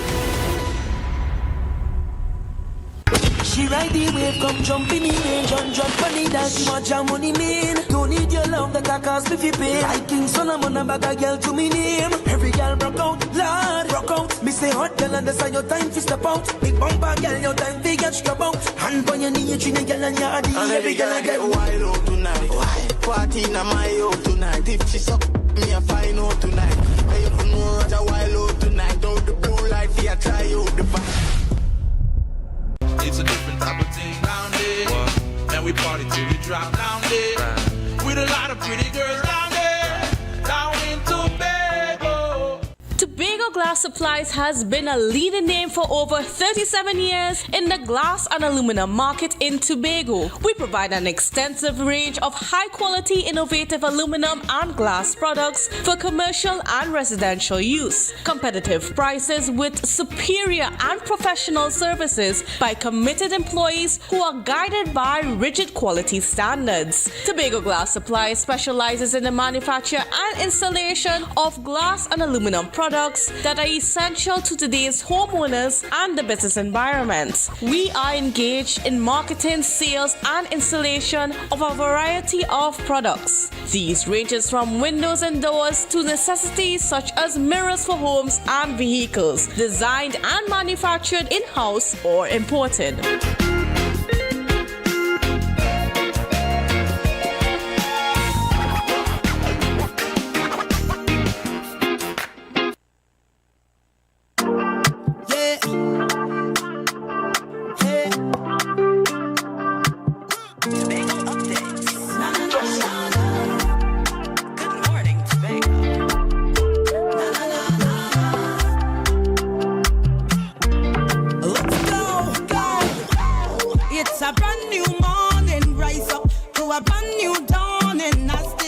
Good morning and welcome back to Good Morning Tobago right here on Tobago Updates. Guys, this morning we have been having conversations regarding Tobago, the state of Tobago's economy, and now we're going to get into a bit of what's happening in the agriculture sector here on the island.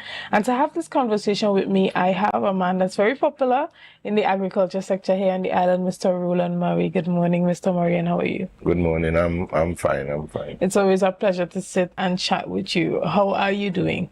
Well, I'm doing good, great. I'm doing great. Can we say the same for the agriculture sector on the island? No, well, you know, there is always challenges in the agriculture sector. And right now we are facing different challenges like, you know, we have a harsh dry season, right? And other things. Right. But recently, in your capacity as president of the Goldsboro Farmers Association, you guys took a trip to Guyana. Tell us a bit about that trip and how it is important in impacting how you guys do agriculture here on the island of Tobago. Well, first let me say morning to the viewing public, wherever you are. Our trip to Guyana was based on, you know, getting first-hand experience on other countries.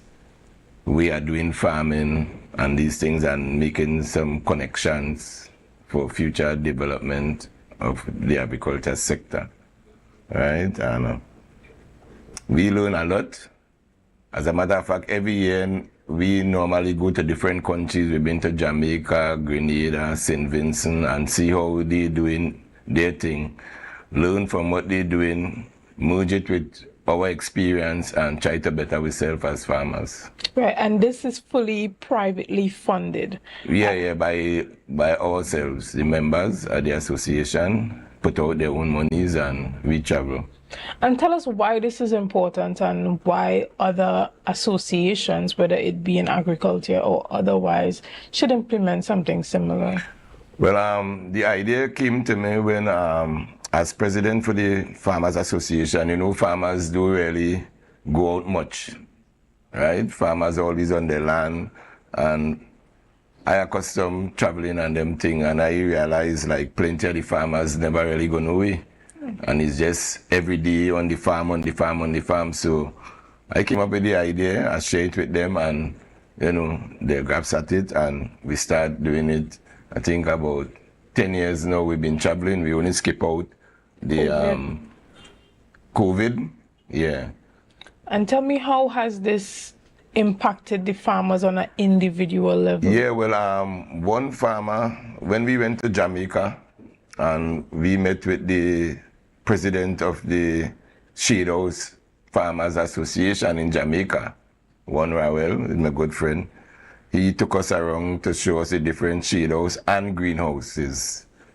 And when we came back, I and our next farmer decided we will build some shade house. But I had two minds.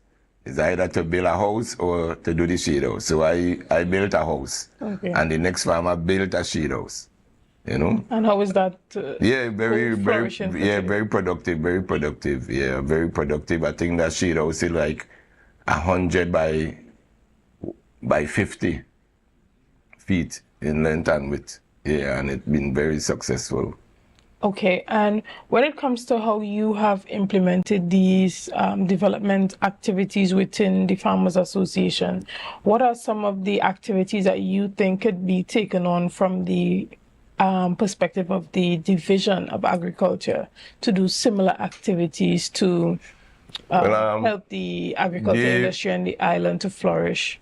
Well, the division, I don't want to get into much discussion where the division is concerned and thing. I'm more focusing on my association. Right? But what do you recommend from a policy level? Yes, one of the things I will recommend is like doing some pilot projects, you know, select some farmers, productive farmers who really have passion for farming and them thing, who really doing a good job in farming, and do some pilot project with them to encourage them, you know, and the youths now could see this and, you know, get involved, encourage them to get involved. And when you talk about pilot projects, can you give us a bit more details? Because we know that the Division of Agriculture, they are working on the Mega Farm Initiative. So when you talk about pilot projects, are you talking about things that similar to this, incorporating the existing farmers into this project? Explain that. Well, there could be a similarity. It all depends on which initiative you take up, right? Because for me, I think like the division could be more interactive with farmers and know firsthand what really required, you know, to help develop this farming sector and to encourage farmers, to encourage the youths to come into farming. Right, and on a national scale, we see that the Ministry of Agriculture has a program in place whereby they're encouraging young persons to come out, learn about farming, and they are being given land and grants to start their own private enterprise. And we have here some of the students from Tobago. No, the association members. From the association members, sorry. Yeah. We have some of the students as well, some pictures. This is members of the association. This is some sites we went on in Boobies in Guyana. Okay. On some farming sites and thing to see. This is a new variety of sweet pepper that they introduced us to, right. Sunstar. That we doesn't have here. It's looking good. So this guy with us there, he is the owner of a agriculture shop. And this guy that is shaking his hand there, he is the extension officer for Region 5.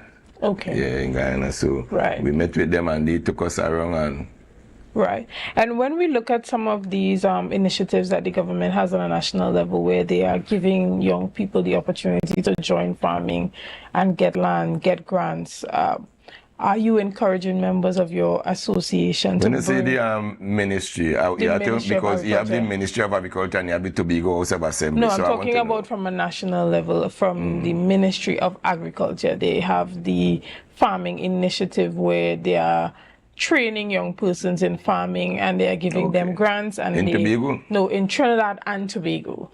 Okay. So I guess this is not something that you're fully aware of. No. Yeah, well, maybe I can send you some information on it afterwards. But what I was going to ask is this something that you will encourage? Of course. Anything that is productive in agriculture, I entertain and support fully.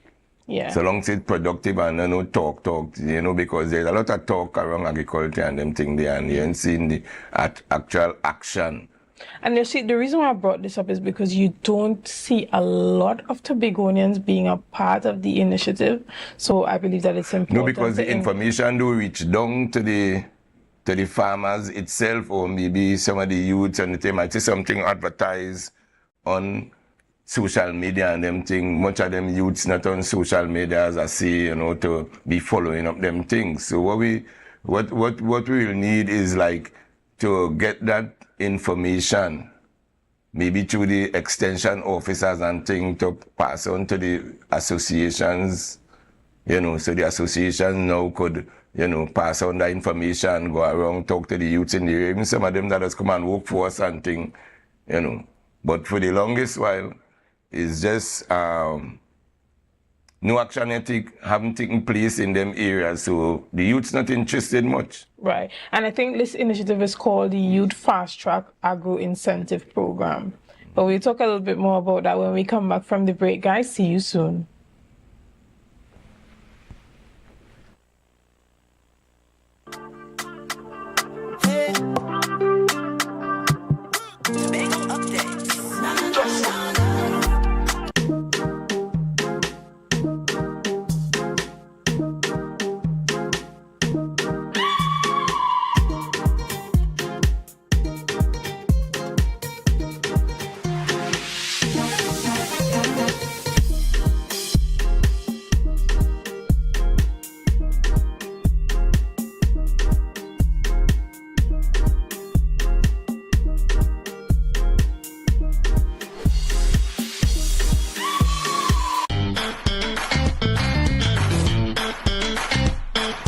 Need a fresh start? Upgrade your life with the things you want. At Standard Distributors in Canaan, life is good with zero. Get that amazing fridge, the stylish sofa with zero down and easy financing. Your dream house is within reach. Visit Standard Distributors today. Life is good with zero.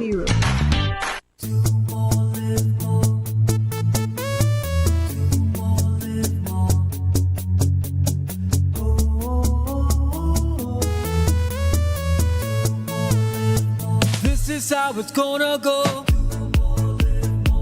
They better look up below, 'cause this is your show, and everybody's gonna know. Say it to them once again. They better look up below. This is your show, and everybody's gonna know.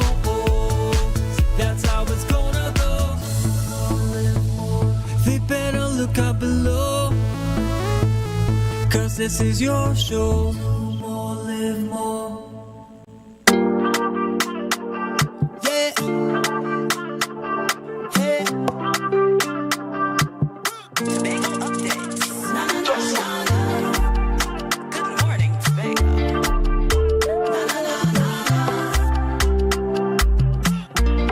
Let's go.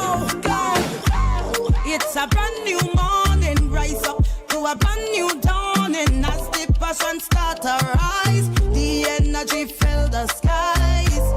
I say thanks for favor. Good morning and welcome back to Good Morning Tobago right here on Tobago Updates. Guys, we have been chatting with Mr. Roland Murray, who is the president of the Goldsboro Farmers Association. Now, in the past, you have highlighted that there were issues up at Goldsboro, especially related to water supply. How has that developed since then? There is no development with the water situation put today. As I speak now, no development. But as a matter of fact, things get worse because I know the dry season, Right. and none of the pumps not working. They're not. We have no water in the line, so it's just few farmers that have access to the river could really pump water right now to supply the farm. Okay, and what are the farmers calling for at this time? Well, I believe farmers tired calling, so farmers just doing what they could do and just.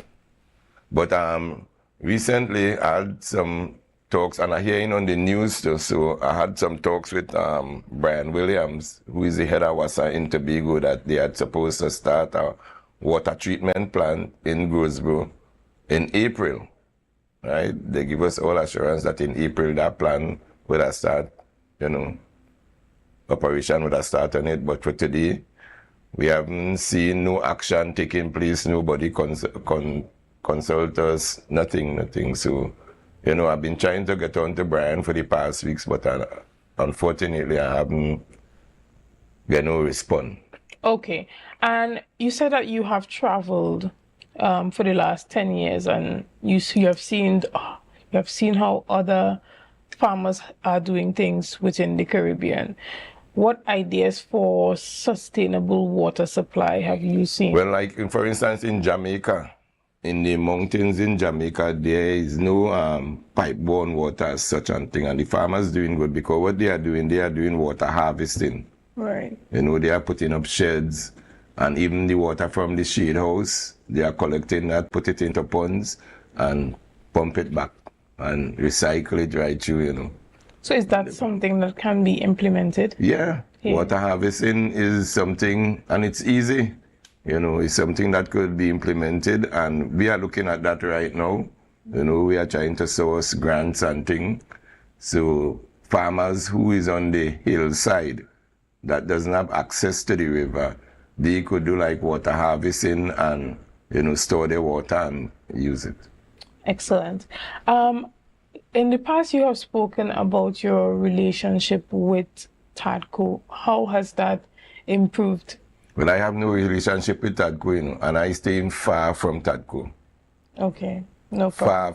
Far from TADCO. So in all of the production that's being done within the Goldsboro Farmers Association, none of it is going to TADCO to supply No, Tobago? TADCO have never contacted us for nothing. So you guys are doing private yeah. retail too. Yeah, but one of the things I wanted to I would like to mention about traveling and them thing and what happening in Tobago with the sales and them thing. TADCO not taking no produce from us really. I don't know what is their situation with that. So we just have to go out and get our produce sold on our own. Sometimes we have some challenges. For instance, like corn right now, I'm a corn farmer. And I had easier planting corn because the problem in getting it off my hand. Just last week, I had a van load of corn for 3 days. And normally I just sell a van load of corn in a half day because of the fact that you can't sell nowhere in Tobago. And that really hurting because we now came back from Jamaica and we went to Border Market, is on the street. Macoya Market, Mahaika Market is on the street. Skeldon Market is on the street. Nobody not in building selling, you know. And here in Tobago, even in Grenada, I was in Grenada. We were in Grenada, and the Friday we couldn't go into town with the taxi. And when I asked the driver why, he said today is Farmers Day in town. You know, all the streets was blocked and farmers spread out on the street and thing. Barbados, St. Vincent. But here in Tobago, no way you could, anywhere you go to sell is police. Right. You can't sell there, you can't sell there, you can't sell there. And you can't go in a choke up market that day ID because you have no car park, like the first thing. You can't grab and load a corn in the market to sell during the week. So how will you sell these things? So right now I just shut down that production. Right, but you have the food hub down at Shaw Park. Who coming in this something I've been saying for years. We try it already. You go in the food hub, as a matter of fact, the previous administration, they had came up with something like that they will place us in a particular area and they will advertise it and everything. It didn't work. But when you have persons selling on the street without proper vending license and you open it for anybody from anywhere without any type of regulation. Well, that is the conversation. That is the conversation. Open their vehicles and sell anything. A policy need to be put in place. And I was talking to a particular secretary recently about having a policy, right? That you could put certain things in place. Just as we're now saying this, so you have, for instance, like the corn farmers, where we were selling the corn on the highway, they was given to us by Guy Melvin and Godwin Adams back in the times. Right? They were looking for a spot. I used to sell by Bishop's, by the bus shed, and when they was going to widen the road, they called we in and they told us that we'll have to stop selling, right? And then we find a place, and they carry different spots in town, and we go in Umak with corn, and corn is a thing, especially Tobago, and do buy overnight corn. Right? So that was the spot where we found, but things went out, things went haywire. So that's why you need a policy now that even for the corn farmers in particular, because corn is a tradition thing in Tobago, you know, and right now we have to kind of ease up planting corn. Corn is where I make my money. And right now I'm under pressure because I cannot get to sell corn as I really want to. So sales to restaurants and no, other that establishments are not. What we discussed in the last meeting is that we will try to see if we could have a cold storage or something. We'll start to package with corn. Right, and this is a private investment. Yeah, among the Farmers Association. We'll package with corn and make with contacts and try to get with corn off here.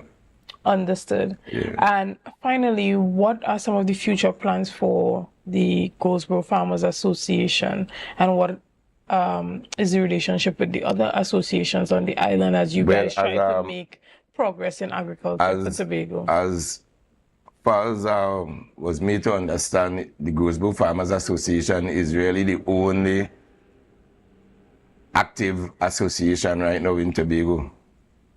We have one group in Argyle, but it's not registered as the district association, right? But we have 8 districts in Tobago, and Goldsboro is the only functioning one really right now in Tobago. So our plan in going forward is to construct a farmers market in the Goldsboro area to facilitate the farmers within the community and beyond, you know, because what we look at, we realize that it didn't have no market in the Tobago East. So we came up with the idea that we will construct a market in the Goldsboro area. All right. And as we end off this morning's interview, I want to encourage young persons in Tobago to get involved in agriculture. It is a viable business. It is a viable industry. And I would like you to do the same as well. Yeah, well, I always encourage the youths, you know, because agriculture is something that could really make you wealthy, you know, financially, you know, good health, because you're eating where you plant and them thing. You plant where you eat where you plant. And as I would have discussed earlier about the youth agriculture program that is from the central government, which is from the Ministry of Youth Development and National Security. They are starting today, May the 13th, for registration, and they have full-time training cycles.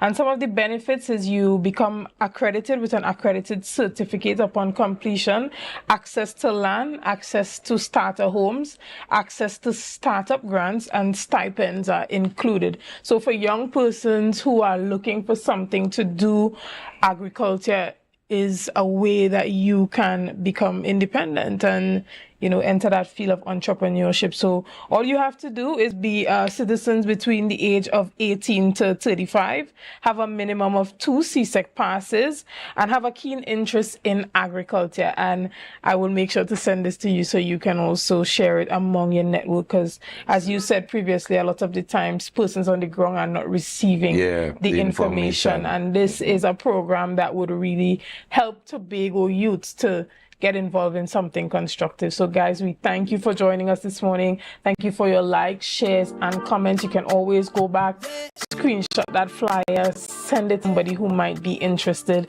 as we get our youths involved in food security here in Tobago. Again, thank you and have a great day.